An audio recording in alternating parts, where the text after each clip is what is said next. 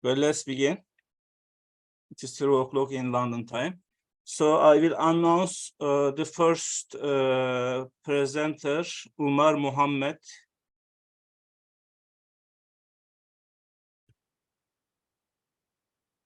Now you can start.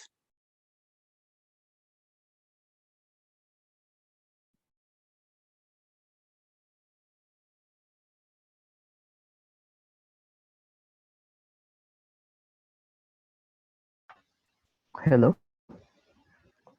Okay. Welcome to our presentation. I am Omar Muhammad, along with my teammates Yusuf, Hamdan, and Aarah Sardesai, and our paper is titled A Novel Algorithm for Professor Recommendation in Higher Education. Being high school students, we often take classes at our local community college in order to gain high school and college credits. When we start a course which we want to take, we are often given a choice of multiple professors. So since we do not know beforehand about whether these professors' classes will be useful for us, we often make use of professor rating websites to decide on which professor is the best choice. However, oftentimes a professor's rating does not accurately represent an ordinary student's experience in their class. Okay, so there are three main reasons why professor ratings are inadequate. First of all, different students have different learning styles, which may suit them best. If each student rates the professor based on how well the professor meets their learning style, then the average rating of all students will be too chaotic to derive any useful meaning from them. Secondly, students also have preferences such as course load, professor talking speed, etc., similar to learning styles. This makes professors' average rating chaotic. And finally, students have their own personal biases, which may affect a highly subjective metric like ratings. Due to these issues with subjective approaches, it may seem like the solution is purely to use objective approaches. However, this gives more interpretable the deterministic data. Objective approaches alone cannot cater a student's personal preferences.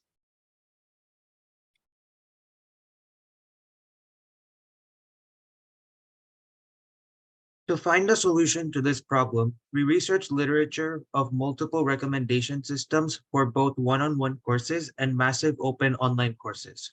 From this literature, we found 5 approaches which could be utilized. This include both supervised and unsupervised machine learning techniques, as well as collaborative filtering algorithms.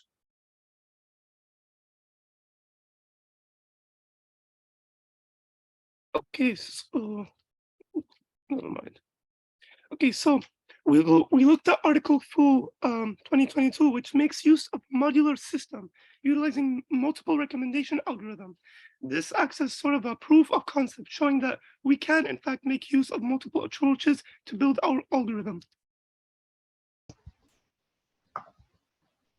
After reviewing each approach, we decided on a tri-module system, which would make use of both objective and subjective data and give interpretable data which also caters to individual student preferences.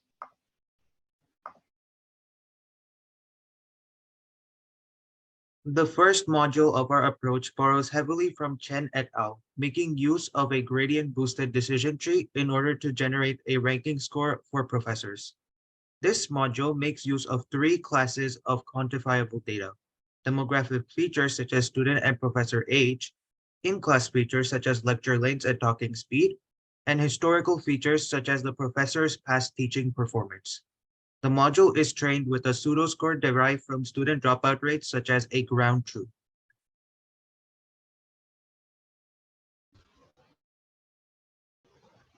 The second module makes use of a combination of k-means clustering and a priori association to personalize professor recommendations.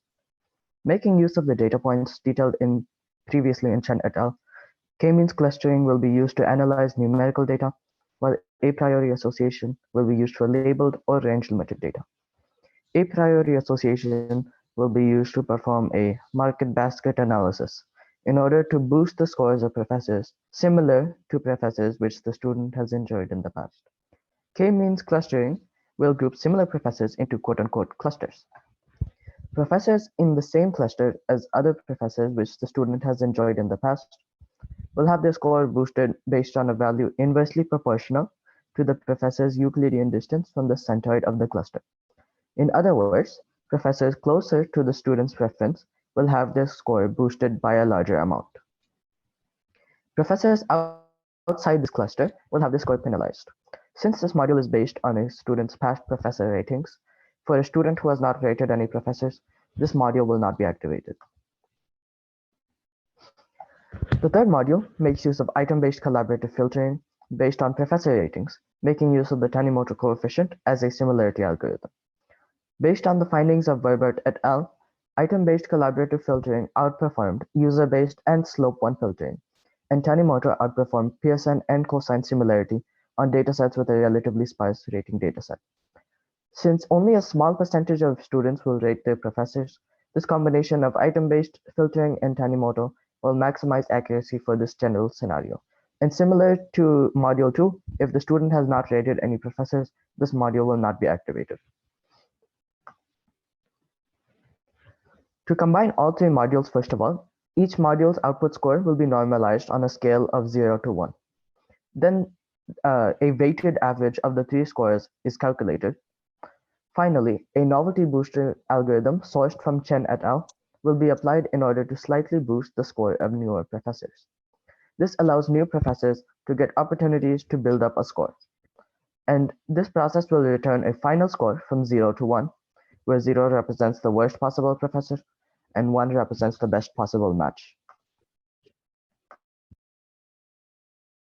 This algorithm can be applied in a variety of instances. For example, universities and community colleges could provide a tool making use of this algorithm, which would be available to students. This tool can be integrated with the university's course selection services, showing a match percentage, showing how well this professor matches a student's preferences. Integration with the course selection tools could also promote students to rate their professors, giving more data for more accurate matches. However, the algorithm could also function as an independent website. Similar to current professor rating sites, students could make an account on this website and rate their professors, but also get personalized matches, similar to how Netflix recommends TV shows. Finally, the algorithm could be integrated into a mobile or desktop app to serve a similar purpose to the website, but with more convenience. This app could be independent or provided by the university/college. Okay, so in conclusion, the tri-module approach allows professor recommendations to be personalized to individual student needs. Unlike a pure rating model, which has the chaos of conflicting student opinions, this module gives interpretable data. Finally, this model makes use of objective data alongside subjective data, so it has a greater objectivity than purely the subjective approaches. Thank you.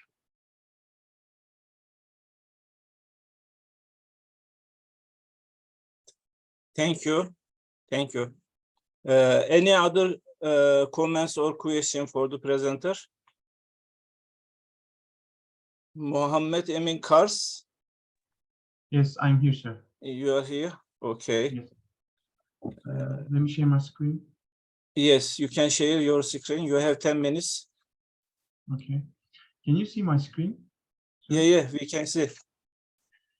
Okay, I'll start. Hi, everyone. My name is Mohammad Emir Kars. I study computer engineering. I will be joining you today from Texas. My topic is generative AI in education. Today, I will be talking about, I will start with an introduction, talk about what generative AI is. I will be brief in my explanations since I'm not really that qualified. I will talk about the mechanisms behind it. And also then I will start with generative AI in education. I will talk about the recent advances and how it changed the education landscape. I will also talk about the already existing examples, although not that explosive. Then I will talk about concerns and challenges that come with it, come with integrating education, integrating generative AI into the education system. And I will finish my presentation with a little talk about the future of generative AI in education. Now I will be starting with the introduction. What is generative AI? The term generative AI refers to the field of AI that aims to create original content through the use of the training. How it works is, in its simplest form, it takes large amounts of data. Large amounts of data. The data gathered, the quality of the data gathered is really important here. As the programmers would say, the garbage in and garbage out. Also, this generative AI requires vast amounts of data, so the quantity is also important. Then the model trains on this data. Each model sometimes have their different training methods. The recent and the recent one is the deep learning, which is the OpenAI is the most famous example, which is used to create ChatGPT and I think DALL-E. And deep learning is in itself is a really complex topic. It's based, but in its simplest form, it tries to mimic how the human brain learns and responds to data. And finally, it creates the original content, takes the user input, user prompt, and produces new content in its trained medium as an image or text or music or maybe some simulation. Also, the generative approach differs from traditional approach in a way that it does not depend on pre-programmed rules, but it learns patterns and generates new outputs according to the data that they trained on. I will next be talking about the current state of the generative AI in education. Of course, we all know that the recent storm that is ChatGPT, and most of my examples will be over it. According to a recent survey by Intelligent.com and SurveyMonkey, in the past academic year, almost a third of the college students admitted to use ChatGPT in their studies, and 46% of this group say that they frequently use it in their homeworks, and 1 in 8 saw that their GPA increased, and majority of them believe that it is due to their use of the ChatGPT program. You can see that how such a recent application affected the education landscape. The survey also provides us with how frequently they use ChatGPT in their schoolwork over the past academic year. You can see the graph that although it's not very frequent, most of the students somewhat frequently use ChatGPT in their schoolwork. Another graph we get from the survey is the subjects that they use it for. You can see that the highest value belongs to English, and it's probably due to the capacity of the language model and its ability to create cohesive paragraphs and sentences. It also it has been used in math, hard sciences, and soft sciences, which is its large amount of information capacity, I think. And another graph we get from the survey is that how likely the people are to recommend it to someone else. I think it was 78% of the users said that they would recommend the application to another student, which explains the explosion of the ChatGPT. It is already the fastest growing application in the world. There are also some other examples, although not as famous. There is Duolingo, a language learning app that can create content based on the user's learning progress. I think Duolingo also uses generative AI to create new features. I think they dubbed it Bird Brain. It's also a form of generative AI. There is also Squirrel AI, which is from China, I think. In the rural areas of China, the company claims that over 1,200 schools use it, and it provides students which normally wouldn't have access to higher levels of education, and it provides them with personalized learning plans. There is also Mathway, a mathematical problem-solving app that makes use of generative AI, and also most of you would know that Grammarly, also an English writing assistant that you checks grammar, spelling, punctuation, and also plagiarism. Grammarly also recently, I think, implemented generative AI in their systems called Grammarly Go. Next part is the concerns and challenges. The concerns can be overdependence, evaluation and authenticity, lack of human interaction, ethical considerations, technological divide and accessibility, and privacy and data security. Overdependence on AI is usually brought up first when it comes to concerns. If the students use it in the most insignificant parts, they will start losing their problem-solving skills or their critical thinking or their creativity, is what most people are worrying about. Also, the evaluation of authenticity is another problem, especially in academic spaces. The use of ChatGPT or other language models or other forms of generative AI is currently being seen as cheating, which is fair, I guess. And it can be hard to detect it, which requires more research. Also, lack of human interaction can be another problem. Most students find mentors or role models in their education, and generative AI basically tries to reduce the amount of human-to-human interactions, and which this may cause some problems into students' development, especially young people. Next part is the ethical considerations. As I stated before, academic integrity may be the most prevalent part. Also, the generative AI models may produce biased or discriminatory content if not carefully monitored. So they require utmost care. Technological divide and accessibility is the next topic. Not all educational institutions students have equal access to necessary technologies.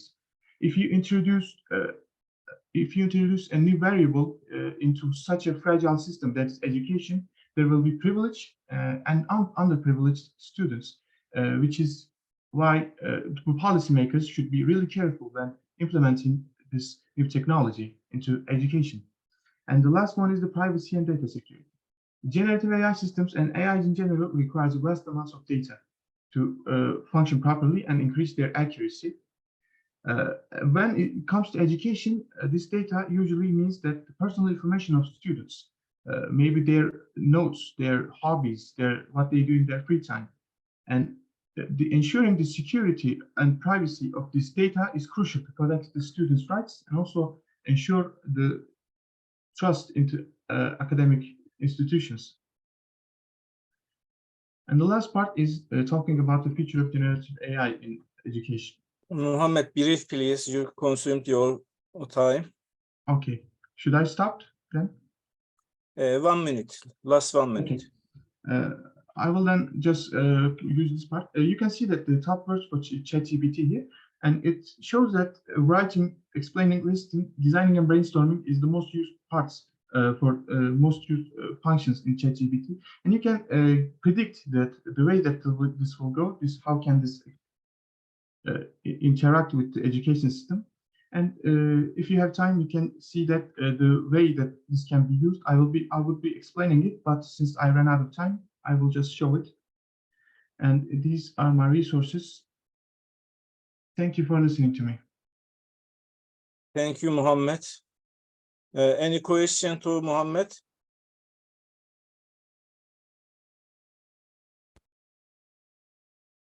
Soraya Kouloughli or Nihal Kaya, Muhammad Kara. Anybody is here? Yes, we're all here. Okay, thank you. Just a minute. Okay, your turn, Soraya Kouloughli. May I share my screen? Yes, yes. Okay.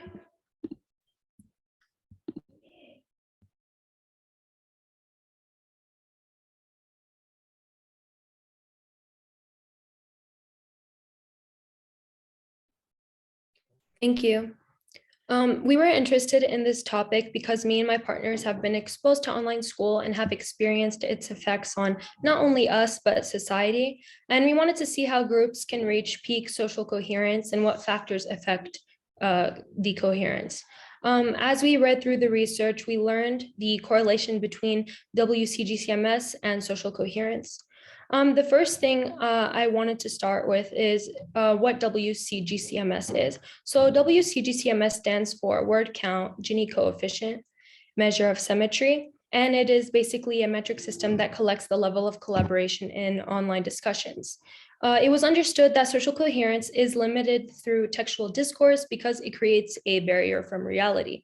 You know, when we're texting on our phones, we aren't really having social discussions, and social coherence is affected by that. In the study, the researchers modeled an equation. Muammer, if you may click the arrow. When texting on our phones, we aren't really having social discussions. And in the study, the researchers modeled an equation to display the levels of social coherence depending on the group size, the level of contribution between each member, and interaction. Nihal, you may go. Thank you. So face-to-face interactions are crucial. Sorry. Okay. As mentioned before, WC-GCMS is a metric system that allows us to measure online collaboration. By doing so, it can give us feedback in real time. So in this graph, we see that participants that engaged in online group conversations were able to exchange finer information, spend more time quality time together, and interact more willingly with one another. The blue bar shows the experimental group who did use WC-GCMS and had better time spent together and had better conversations, while the orange group, the orange bar, was the control group who did not use WC-GCMS and did not have as much of a finer experience. Sorry to continue. Thank you. Omar, may you go to the next slide, please? Thank you. So as we know, texting has taken over our world and has affected our social interactions. Another important thing that I wanted to discuss that was discussed heavily throughout the article is the importance of face-to-face interactions in a coherent interaction. A study from National Health concluded that during COVID, there was a lack of coherence and hope in an individual. But as soon as we were able to socialize, our sense of alienation lessened and made us more productive. This is because in a face-to-face interaction, it is scientifically proven that it displays a more social coherence. And Muhammad, if you may click again, there's going to be the graph from International Environment Research Public Health. All right, thank you. Thank you. One separate correlation I made was the importance of physical touch when it comes to social interactions. So physical touch is extremely important, and it is blocked because of textual discourse. As we know, humans have relied on touch for centuries because it has helped us physically and mentally. And for that reason, face-to-face interaction is not only crucial for productivity and coherence, but it fosters physical touch. And in a textual-based communication, we're not able to touch each other. So an example would be shaking hands. Shaking hands is a very good way of it's like a communication tool that is commonly used, especially when it comes to firsthand impressions. This research is related and it contributes to the handshake equation, which is modeled on the right. So this is the handshake equation, which can help with social coherence as well. Nihal, you may continue. Continuing the physical touch aspect, face-to-face interactions are crucial to our social activity and behavior. Such interactions can help us digest information more efficiently and communicate easily. In such cases, it is common for students to be more confused and not understand a lesson during an online class. Because of a teacher's engagement with their students in physical classrooms, they tend to provide extra motivation towards a student, helping them develop communal skills. Teachers also learn more about their students' behavior and understanding, allowing them to guide a student to a clear direction throughout the class. In order to make online classes have a similar feel, we can incorporate WC-GCMS. Teachers can use tactics that they use in the real classroom and have one-on-one meetings with their students in order to make sure that they are on track and understanding the lesson. Mara, can you go to the next slide? As a result of the COVID-19 pandemic and the subsequent quarantine measures, there has been a rapid increase in online learning. While classroom interaction plays a crucial role in creating a fulfilling and successful educational experience, online learning may lead students to feel disconnected from their peers and teachers. This way, the teacher can apply face-to-face style learning into their online class, benefiting the students' willingness to participate. For example, most online college courses give you an already set up program that allows you to watch videos, study at your own pace, and complete your readings and assignments with given days. This takes away as many opportunities to engage with the teacher. To engage with the teacher and understand the lecture. It also lessens their engagement within the subject. This proves that incorporating these face-to-face techniques into online learning and using WC-GCMS measurement can give this large student base an experience that they can interact with.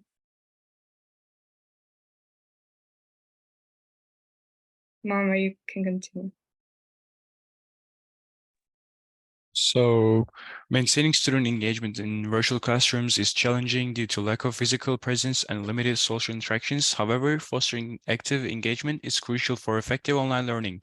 Engaged students participate more, retain information better, and develop a deeper understanding. Strategies like gamification, interactive quizzes, and virtual simulations. Artificial intelligence can be used to enhance online learning engagement in a number of ways. AI can be used to personalize the learning experience, provide customized support, gamify the learning experience, and analyze student data. By providing personalized support, gamifying the learning experience, and analyzing student data, AI can help to keep students engaged and motivated and ultimately improve their learning outcomes. Maintaining student engagement in virtual classrooms is challenging. AI intelligence can be used to enhance online learning engagements by personalizing the learning experience, providing customized supports, and gamifying the learning experience. For example, AI can be used to create personalized learning paths for each student, provide real-time feedback, and gamify the learning experience. This will help to keep students engaged and motivated, and ultimately improve their learning outcomes. Mohammed, come to conclusion, please. All right, this is the last one. I'm going to be quick. So may I finish? This is the Yes, last one. yes. Okay. The use of technology in personalized learning has been shown to a number of benefits, including increased student engagement and motivation, improved learning outcomes, reduced dropout rates, and increased equity in education. In conclusion, the study aims to bring the gap between social awareness experienced by face-to-face and online group learners by helping teachers envision and create an interactive classroom environment that fosters stronger social connections, and students can enhance their social cognition and collaborative skills. The next slides are just our resources. Thank you for listening to our presentation. Thank you very much. Any question about this presentation or any comment? Okay, no comment.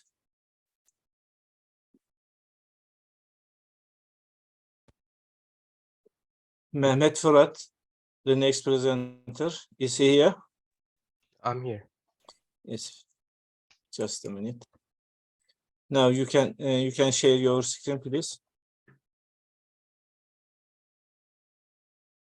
Can you see it? Yes, yes, we can see now. Okay.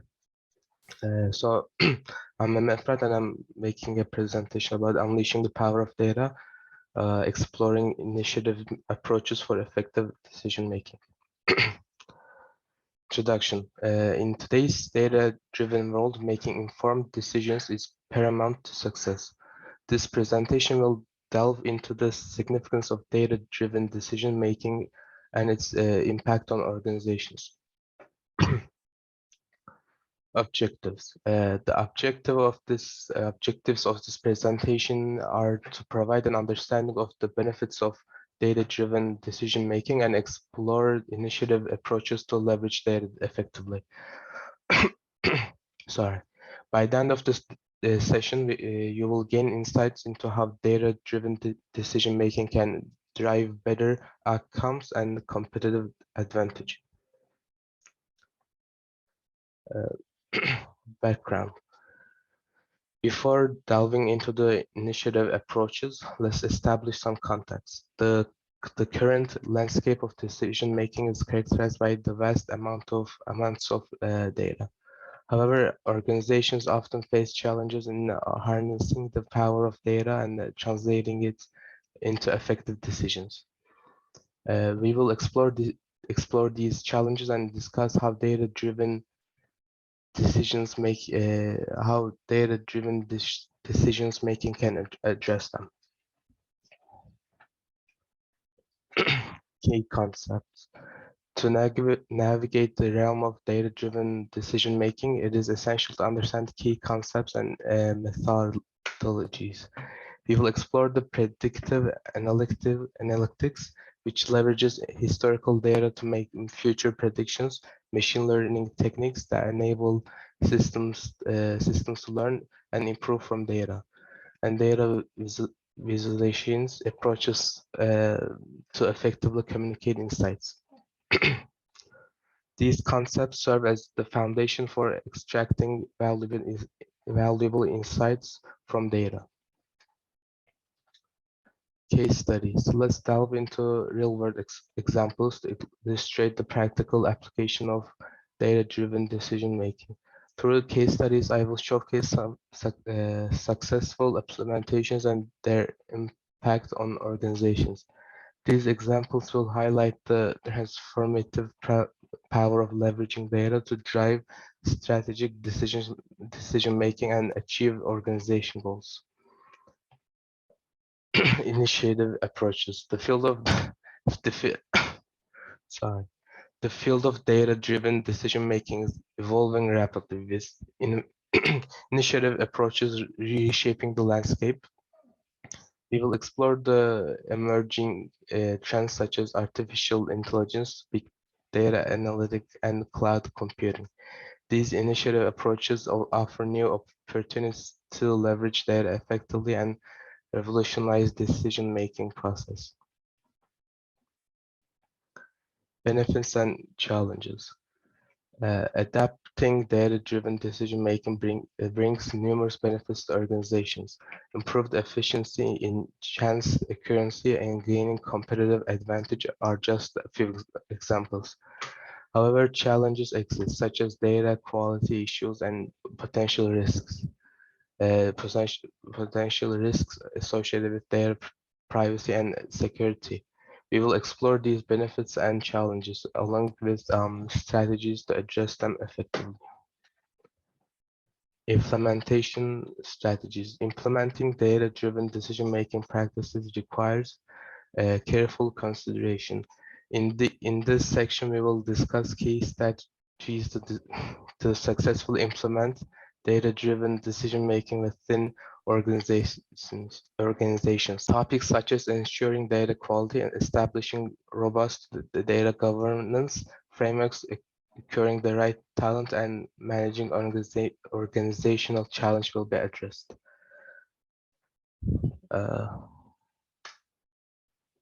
Conclusion. In conclusion, data-driven decision-making has become a critical factor in achieving success and maintaining a competitive edge. By embracing initiative approaches and leveraging the power of data, organizations can unlock new insights and make informed decisions. We can encourage you to explore the possibilities and embark on a data-driven journey to drive organizational growth. Good questions. Thank you. Finished? Yeah. Any questions? No, thank you. Next presenter, Jack Muller. Is he here? No, I think. Nathan Nguyen. Now you can share your presentation. Your turn, please begin. You have 10 minutes.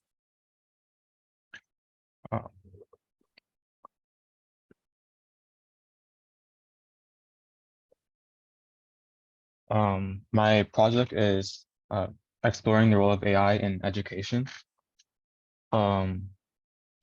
Introduction, artificial intelligence can mimic human functions like learning or problem solving, and it's developing really fast.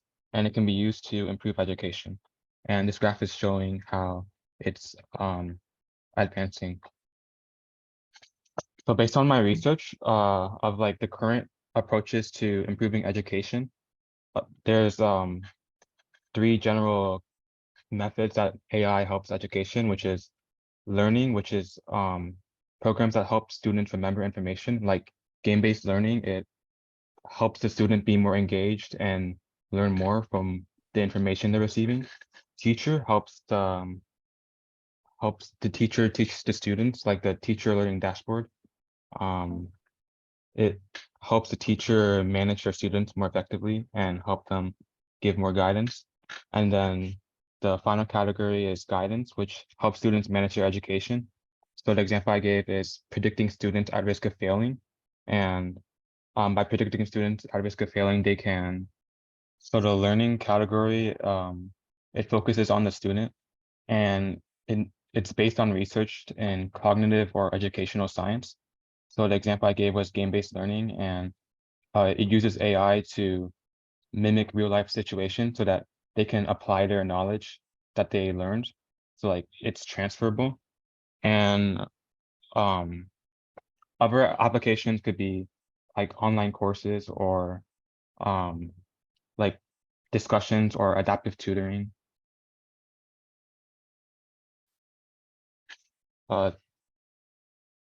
The teaching approach complements the teacher, so they basically help the teacher do more with what they can do. It's like another tool for them. And the example I gave is the teacher alerting dashboard, which basically tells the teacher if a student is needing help. Like if the AI predicts the student needs help, then it alerts the teacher, and then the teacher can come and help them. And yeah. The final category is guidance, and it facilitates decision-making in education. So the example is a student dashboard that recommends what they should do to improve their academics. And this could also include things like automatic scheduling or time management functions. So for the applications, the reason why grouping education AI approaches is helpful is because it provides a clear organization and structure, and it helps other people from other fields to understand how the current approaches are like being done. And since education and AI and education is a multidisciplinary field, it's really important for 2 fields to be able to work together easily. And it helps identify common themes across multiple AI approaches so that it's really easy to find common goals and problems to make development more effective. Limitations of my research is that I didn't like look at everything. So there might be a lot of goals in my research, and I didn't look at other methods of possibly categorizing AI approaches in education. And my conclusion is AI is powerful and can help improve education. They can be categorized as learning, teacher, and guidance. And organizing AI approaches in this way can help promote further development. And this is important because AI in education needs to combine 2 different fields to be most effective. That's it. And references. Thank you. Thank you. Any question or comment for this presentation? Please stop your sharing. Thank you.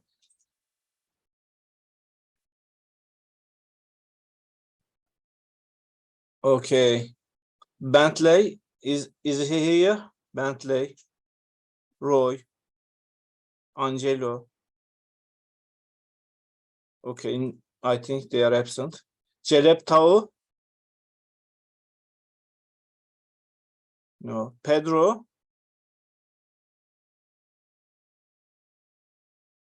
Aden?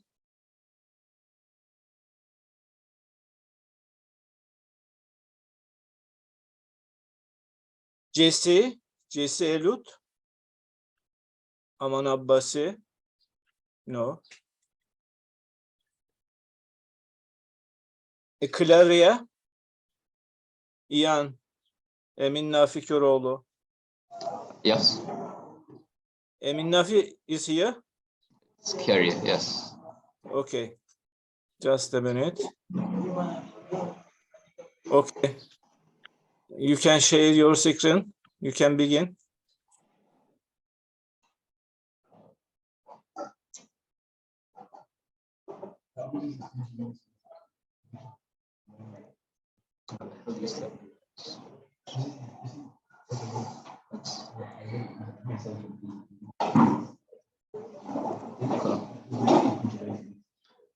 Wait, is it?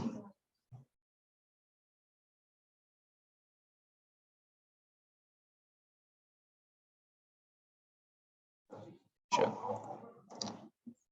Okay.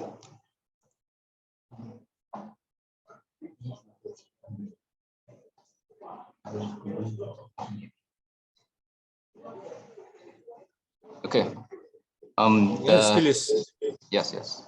The topic of our paper is artificial intelligence and underfunded education. So the goals of our research, we set out to highlight the challenges facing underfunded education, the impact on students. Because as we've seen, the field of underfunded intelligence has largely been untouched in terms of research. So we set out to fill this research gap.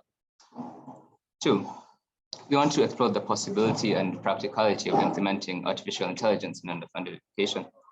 3, to investigate the benefits and, of course, possible setbacks that will be faced during this implementation. And finally, we want to offer recommendations to address these challenges.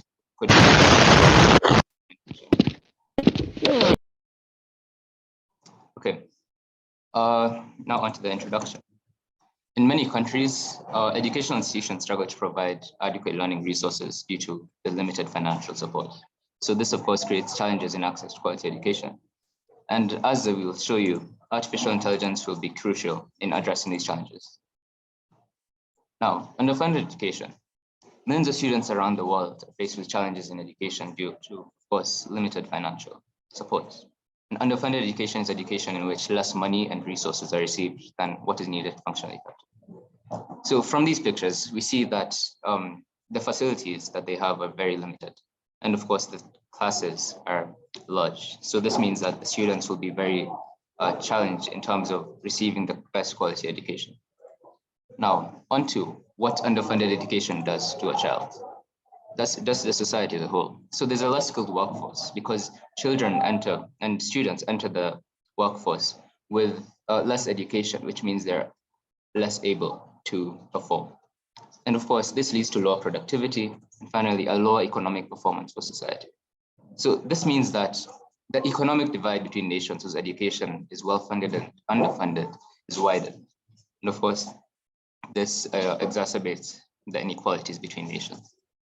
So from that, we see why underfunded education should be prioritized in terms of the reformation of education. And it should be one of the main priorities when it comes to the implementation of artificial intelligence. Now, there are many challenges faced in underfunded education, but we have tackled 4 main problems. There's a lack of experienced teachers, a low teacher-student ratio, lack of electronic access, and finally, an outdated curriculum. Now, a lack of experienced teachers.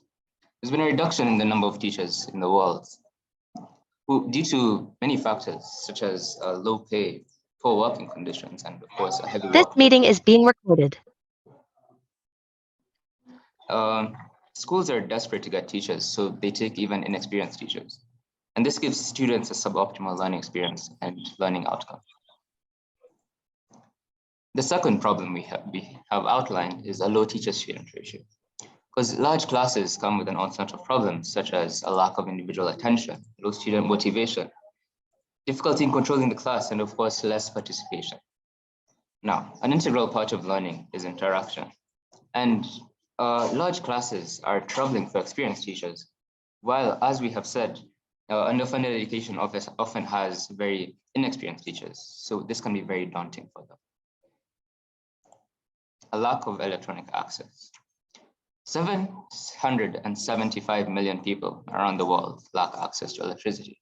That's about 8.8% of the world's population. So what does this mean for our education? Many poorly funded schools do not have reliable access to electronics, which means students are unable to take advantage of online learning resources, which of course widens the educational divide. And since they do not have access to electronics, they're maybe digitally illiterate. So this exacerbates the educational inequalities and restricts the ability to compete in a technologically driven world. Now onto the problem of an outdated curriculum. Due to these limited financial resources, educational institutions struggle to update their curriculum and adapt it to the demands of the modern world. So this means that the curricula fall behind when it comes to development. So this fails to equip students with the necessary knowledge and skills required in the evolving world, so which of course hinders the ability to compete in the job market, leads to digital illiteracy and poor critical thinking and problem solving. Now, topic of artificial intelligence. AI is any machine that is capable of observing its environment, learning, and of course, based on this knowledge and experience gained, taking intelligent action or proposing decisions. There are many applications of AI in the modern world, such as machine learning, robotics, and healthcare. So how is AI implemented in education? It has the potential to revolutionize the learning experience. Tools like intelligent tutoring systems are an indispensable asset to learning. So the main benefit of implementing AI in education is personalization of content to the learner's individual needs, as we will see. So now, how artificial intelligence would address the problems in underfunded education? The lack of experienced teachers, it would serve as practice students for new teachers. And of course, it could design effective lesson plans and align them with the curriculum standards. So this would help to better prepare new teachers to enter the teaching workforce. And of course, we need to avoid making AI a way to automate poor teaching. This is why AI will support the teachers instead of simply automating the poor ways. Now onto the teacher-student ratio. There are many benefits of AI to the student, such as provision of personalized content and feedback. Students learn at a pace that is suitable for them. There's also student modeling, which means the AI can learn how the student thinks and of course adapt to this, and which makes it better suited for a student. There's more motivation for a student to learn. And of course, this means that there's more student participation. Now, the benefits of AI to the teacher are such as easy monitoring of all students from one device. There's more effective lesson plans and activities. And finally, there's automatic grading, which frees up the teacher's free time. On the topic of the outdated curriculum, AI provides access to the latest, well-curated content that effectively meets the demands of the evolving world. And AI is producing new teaching and learning solutions that are being tested globally, which means that they will be very crucial in improving the underfunded education sector. On to implementation. On the topic of gaining access to electricity, these underfunded areas would be it would help them to gain access to electricity through off-grid solutions, such as hydroelectric power, solar power, thermoelectric power, and of course, microgrids.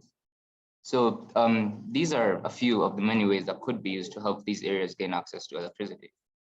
But we've talked all about this, but how would these underfunded schools get computers to run the AI? Now, AI-powered educational applications can be developed to run on low-cost devices. And since internet connectivity may be limited, offline AI solutions could be employed. And of course, to update them, they could be transported to areas with Wi-Fi access, or updated AI programs could be downloaded to portable storage and transported to those areas without internet access. And of course, governments could partner with tech manufacturers to buy efficient and affordable devices for education in bulk. For the development of the AI system itself that will be used in learning, only one is required to cater for an entire educational system, which means that all the time, energy, and resources could be put into making that one AI system as good as possible. So this could be achieved with the help of experts around the world who are well-versed in development of AI, as well as the most experienced local teachers who understand what the local system requires. So this also helps to encourage international cooperation in education, which could help different countries to exchange ideas and improve education as a whole. Now, on the actual use of the AI, so since many of these areas have people who are digitally illiterate, some teachers, a lot of effort must be put in to see the results. So how this could be solved is by holding seminars and workshops to educate them, to have guest speakers go to schools and explain to students how artificial intelligence works and how useful it would be for them. and having a designated tech support person in every school to aid with maintenance and adoption of AI systems. Now, while the implementation of AI may seem costly, but its long-term benefits far outweigh the short-term problem of initially funding these devices.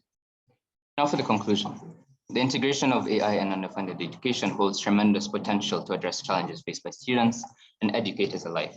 Leveraging AI could help to bridge resource gaps, to enhance accessibility, and of course, to promote educational equity. So by embracing AI as a tool for positive change, we can revolutionize underfunded education, creating a brighter future for learners worldwide. Thank you.